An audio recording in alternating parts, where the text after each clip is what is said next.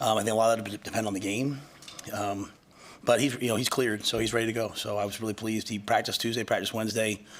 Obviously he won't start. We'll play with the guys who've been playing, but he's ready to go in there. Any other notable health things? And I was just going to ask about Billy Kemp and Deshaun, like kind of where they're at. Yeah. Deshaun came back to practice and it didn't go real well, so he'll be out extended amount of time still. Billy's not fully cleared yet, so but he's making remarkable progress. So we'll travel Billy and warm him up before the game. Maybe he'll have some sort of impact on the game, but a lot of that'll kind of depend on the next couple of days. Probably more next week, but we are going to travel Billy to make sure he gets that treatment, and if he can do some things, we'll use him. How's Nuri? Nuri's coming along. He's battling. It's good to have him out there. Turner went in for surgery today. Piper was out at practice today with crutches, brace on his hands. So, Nuri's getting better, trying to work back in. You've talked in the past about the way that you kind of built your relationship with Tommy Hill when you got here. I guess how rewarding is it to see him having success over the last few weeks and kind of what he's put into to be where he is now? Yeah, I'm very proud of Tommy. I think the credit goes to him. I think the credit goes to Coop. Credit goes to a lot of people in the organization who've worked with him. But really, I think he's a fantastic football player, and he was well on his way to this in camp and got banged up. But you think about, in today's day and age, a guy who's willing to switch midseason to go over and play receiver part-time, then go over and play full-time, and then injuries happen. He and I even had a conversation, hey, should he redshirt? And I said, I think it was whatever game it was. I said, hey, let's play this game, and we'll talk about it on Monday. And we both felt like let's play it out. And then now he's hitting his stride. But he practices that way. He plays that way. He's just got the intensity of a lion. He caught that punt last week as one of the corners. You normally don't want your guys doing that, but it's not like he's trying to showboat or anything. He just sees the ball and he plays football all the time. So if there's a job that needs done, I think Tommy's one of those guys. Hey, Tommy, would you mind going to do this? And he'll always get it done. Do you balance decisions in November with maybe the freshmen who have played? Maybe they played 2 or 3 games or something, and how to work them in and kind of weighing if you want them to go over 4 or that balance, I guess, of that whole thing. Yeah, there's not many that are in that situation. I think if a guy helps us win, we'll play him, right? If a guy can help us win, so that's what they're all here for. They want to play, as long as they want to play. If a guy's like, Coach, I don't want to play, I just don't know how you win with players who aren't ready to play, and that's not a negative thing. Sometimes the guy's just not ready mentally, or But I think if a guy's going to go in and play significant snaps and help us win, then great. If they're playing 10, 12 snaps a game of real football, a lot of times that's what you're playing as a redshirt freshman or as a sophomore. So if they're just kind of going in at the end of a game, or they're going in to be the 2-on kickoff and someone else could do that, then trying to rotate someone else in there so the team's healthy long term. But anybody that's having a significant impact, then we would probably continue to play them. A while since you guys have played on the road, especially on a Saturday. Are you guys ready to see what you guys can do away from Lincoln? Oh yeah, I love going on the road. I get to sleep. I sleep on the plane. I usually try to get to the hotel and sleep unless Keith has media for me. And I love being in the hotel. I love being with the guys. Coaches. I like going to the movie with. We do that at home, obviously too. But and I love walking into another team stadium, especially a place like Michigan State. A place that I respect. I'm excited. I'm excited to watch these guys go play, and it should be, like I said, I expect this to be a great football game with 2 physical, blue-collar, tough teams, and I love playing at 11 a.m. So, I like to wake up and play. So I'm really excited to see the guys and see what they can do. I know they're on a losing skid, but it seems like they're fighting. Through their results, they've been close and going in the fourth quarter in a bunch of games. Is that what you have seen, kind of watching the tape on? Yeah, this is a good football team with really good players that's been stuck in some adverse situations. They played the number 8 team in the country. They played the number 2 team in the country, and they were, I think they were told 3 days ahead of time, you have to probably change all your signals before the game. So I don't even know how I can count that against them. They were beating Iowa in the fourth quarter. They were beating Rutgers in the fourth quarter. It was a 3-point game in the fourth quarter against Minnesota. This is, this is kind of who we are. It was a 4-point game in the fourth quarter. It was a 7-point game in the fourth quarter for us in some games. They fight, they battle. They've got excellent players. Carter is as good a back as we'll see all year long. The personnel on defense, outstanding. I mean, number 8, as dynamic a D tackle as you'll see in the league. Edge pass rusher. So they have really good players, really good coaches. They're playing for each other, and I have a lot of respect for them. We don't always get asked you about this stuff right after the game, but like Ethan Piper's mom and I think some others were down, by the gate when you came out, and people saw the video about your message about breast cancer and stuff like that. What was that moment like for you, and wanting to involve, parents and stuff like that? Yeah, that was the parents part was Julie's idea. My wife Julie, since she got here, being away from college football, we missed the parents. We missed the relationships with families. My wife's at the Illinois game. She's up in the stands sitting with all the families. It's you get to know these people and you get to see them through 3, 4, or 5 years sometimes of all kinds of different journeys. So when we came back to college football, my wife started like the women of Husker football or the women of Nebraska football organization, and moms, grandmoms, aunts, sisters. We're certainly not discriminating, and they did the Tackle My Son event, and then did like a kind of a charity event the next day before the spring game. In fall camp, they did a kick a PAT and like a family event. So I just think Julie was really conscious of involving the moms, and the dads are looking at me like, "What's up, Coach Rhule?" So I had to step it up at some point. But obviously, as you heard me say, like our family's been touched by this, and when I asked Trev, I said, "Hey, obviously I know we support different causes, but could we do this for one game?" And I had several players ask me, "Hey, Coach, can I do this? Can I do that?"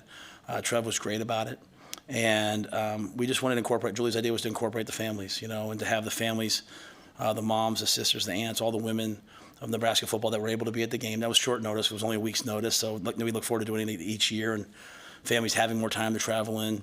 But I thought that was powerful for them to walk by all those women, and then the message that I had was, I just simply wanted to honor my mom, and I wanted to honor Julie's mom, but in doing so, honor all the moms and all the aunts and all the grandmothers. Every year I've worn 2 ribbons, for my mom, and it's unfortunately sometimes as men we only recognize, and I shouldn't say this. I should be careful how I say this. Unfortunately for me, maybe as a man, I still want to lump all men in. Sometimes we only recognize things when they affect our families, right? And then all of a sudden we attached it to it, like, oh wow, breast cancer because it happened to my mom. And so I've tried to become cognizant of things that affect women, things that affect other groups, things that affect kids that maybe don't affect my family, but how can I support those causes and be part of the community? And so, on a team where you look at like all these different guys from all these different places and we divide ourselves, offense, defense, young, old, white, black, you start talking about cancer and specifically breast cancer, and guys across the room put their hands up. And what you find out is the worst day of my life and the worst day of my wife's life is also sometimes the same worst day of a lot of these guys' get life when your mom calls and says, "Hey, I've been diagnosed with breast cancer." So it's just a way to unite us, and so that was all Julie's idea. Coach, did you do anything different this year or this week about addressing maybe ball security? Oh yeah, I mean we I hate to say this because it's embarrassing to say, but we coached it better. We sat down as a staff on Sunday and went through every single fumble, why they're happening, what are the commonality. A lot of them have been on, just the center quarterback exchange, and but why they're happening, what can we do better, and then we just created drills based upon our body of work to help us. And so we do ball security every day, but the results weren't showing that we do ball security every day. So to me, you don't change, you do things better. But if you do things better and it's still not showing up, then you have to change something. So we just changed the impact of the way the drills that we're doing, and I hope it shows up this Saturday. Sometimes they don't show up right away. Sometimes it takes a couple weeks, but I feel good about our process this week that we really put our guys in a position to be successful. Because if we're having this many fumbles, if we're leading the nation in fumbles, then I as the head coach am not doing my job, because no one wants to fumble. They're not careless fumbles, so we have to improve that. On the top of those pregame speeches, it seems like the fans have really enjoyed seeing those as they go out on the show. are they in the moment for you? Do you pre-write them? Oh, no. Which I just, I've had a couple people text me like, hey, what a great pregame speech. I remind everyone that we fumbled the opening kickoff not more than 5 minutes after that. So it wasn't the greatest pregame speech, And I mean that sincerely, like, to me, Dr. Haskell here has done a lot of research and helped me a lot with just, the things we do on game day, the videos, like the effects on like your chemistry of seeing yourself make good plays. Like, we send out videos now to guys. We send out personalized videos to guys. Like watching yourself make plays can raise like your body chemistry in a positive way, 44%. So I've changed a lot of things based upon that. And, I've never been a big, like, say it too much before the game, but I think, if I feel something, I say it to the guys. If I don't, I don't. Obviously that moment there I wanted them to understand why. I just don't want our guys to ever feel like we're just doing this to do a nice thing. We're doing it because it means something. And so, but yeah, I certainly don't think about too much about what I'm going to say, because then it's not real. It's not coming from your heart, right? Yeah, I don't, I try not to, I might have a point in my brain, but I just try to get up there and speak to the guys so they always feel like it's authentic. All right, thank you. Thanks, guys.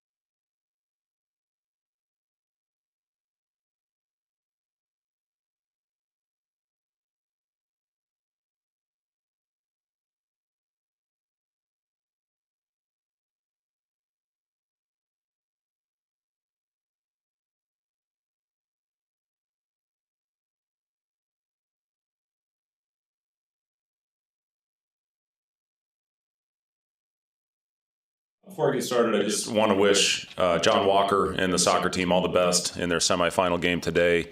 Been really fun following that team, just how they've stayed together all year and shared the Big Ten championship. So wishing John and the girls all the best as they play, I think, in about 4 hours. So yeah, good luck to John. You're going to have more than 6 available scholarship players for Monday. Well, everybody's still day to day. Rink did a little bit of practice yesterday, did some non-contact things in practice, and he responded well. Today's an off day for us, but he responded well to the activity that he did yesterday. Josiah did non-contact drills for us as well, and looked good. That was the plan for him, was to limit him yesterday, and if he responded, try to add a little bit more load to his day tomorrow. Ramel did some non-contact as well, so you're probably pretty well know that we had a non-contact practice yesterday with limited bodies. Casey is out of the boot, and he's walking around pretty well. He's actually responded after that first day. He was very sore the next morning and swollen. They put him in the boot, but got him out of it very quickly. So hopefully tomorrow we can get him moving a little bit and then see where it goes from there. Blaze is back on the court doing some spot shooting.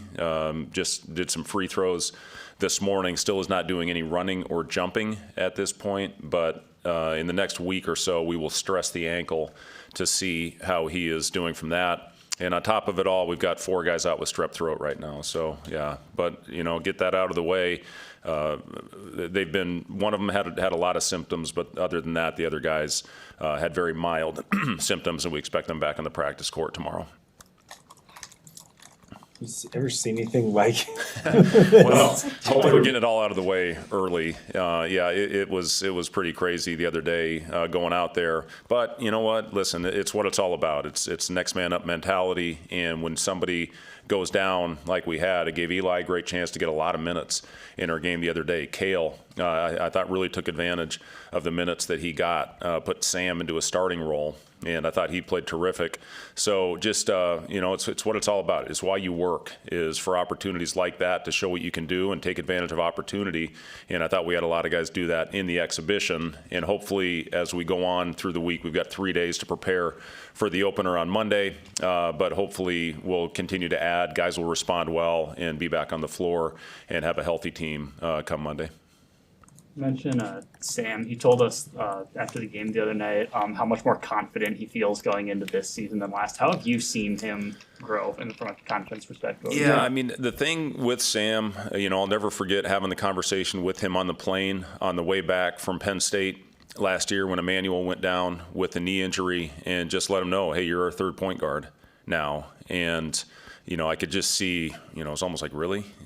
I could see some nerves in him. And then your mentality, the shift from going from a scout team guy to now somebody that you have to rely on and count on, just the different pressures that are involved with that. And then Sam went out in that next game, and he actually was one of our better players in that home game against Northwestern. We didn't play well as a team, but I thought Sam gave us great minutes.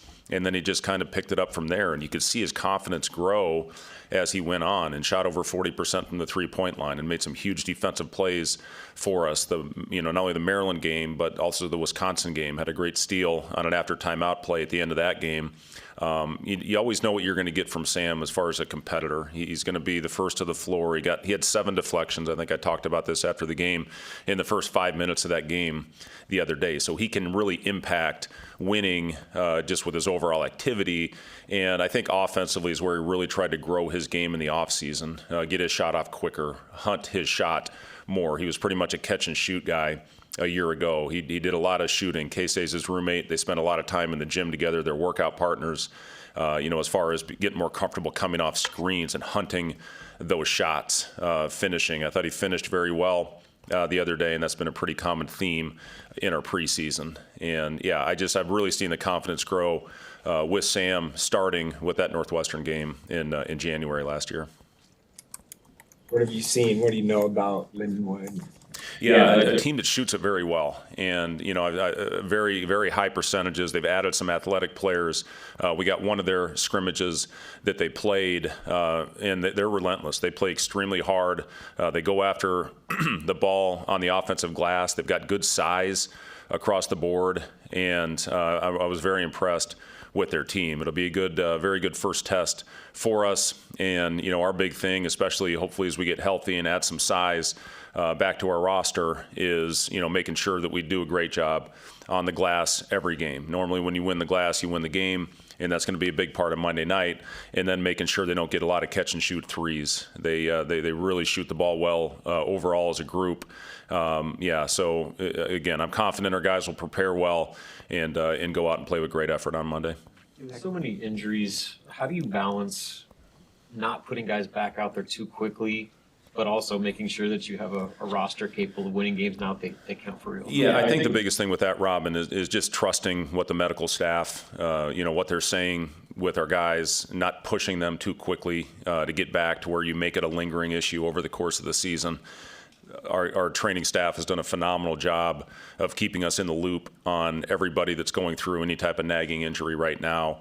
But at the same time, you have to push them through some things at times. You have to stress, with Blaze, for example, you have to stress that ankle to see how he's responded to the last couple months of treatment. We trust our medical staff very much with this, the doctors, the trainers, the strength and conditioning program, the sports scientist. We've got so many resources at our hands here, and you just try to do everything you can to put your guys in a good position moving forward. But, we trust what's going on. Our guys wanted to push through a little bit more, but we just said trust the process, get yourself better, and we'll pick it up and ramp up activity when we get back on the practice court after the day off. What did practice look like yesterday when you had several guys non-contact, 4 guys sick, and then 2 other guys hurt? Yeah, we competed. I mean, we really did. We had a good competitive, hard practice. We did have several players that have played on the scout team out there, so we had enough bodies to compete. And we did get up and down. We'll taper it down as we go into the next 3 days. We'll get after it tomorrow again, and back off the next couple days heading into the game on Monday. I know you maybe can't know, but with K-State, what do you think is kind of the timetable? It seems like it's progressing, right? What do you have an idea on that? Yeah, I mean, we've got a little bit of an idea, but like I said, I mean, he was out of the boot very quickly, and he actually was walking yesterday without much of a limp. Now, he's still sore. He still has swelling in there. It's still going to take a little time, but, everybody responds differently, especially with ankles. I said the other day that he did not have a big history of ankle sprains. Apparently, he has sprained that ankle a couple times, which is a good thing, with coming back. So, he's going to come in and let us know how he feels, but we have to protect him as well, and we have to be smart with him. We got a long season ahead. Your experience, how important is a strong start these first game or two to just kind of setting the tone for the rest of the season? Yeah, it's so important, Wilson, to get off to a great start. We feel very fortunate. We have 19 home games this year, and it's a great opportunity for us. Hopefully to get the crowd behind us early. PBA was as good as any arena in the league that last month of the season when we had it going. And we need to get our fans behind us and play an exciting brand of basketball and show that we've got a toughness to our team. I know our fans will appreciate that if we show that every time that we play. And just have to set the tone and go out there and understand that the ball isn't always going to go in the hoop. It didn't the other night. But I thought we competed. We got deflections, that got us out in transition. We finished well at the rim. I think we'll shoot it better as we move on. But, I think it's a competitive team that will show great fight every time we play. And I really do think that our fans will appreciate this group. The start of the year always brings excitement, but does it feel a little bit different right now for you, just a few days out, given everything you're going through right now? Yeah, we've been going for so long, Kevin. I mean, you look at back in the old days where you had about 3 weeks of practice. Now we get a foreign trip. We've been going since June. You get the 10 free practices with no time constraints. You get the fall 4 hours a week. And we've been going for a long time. And our guys really, they are sick of going against each other.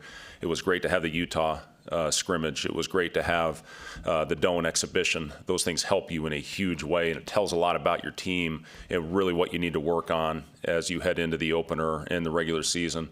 And, it's just for this group, just have to keep growing. I think it will, especially as we continue to add bodies back to our roster.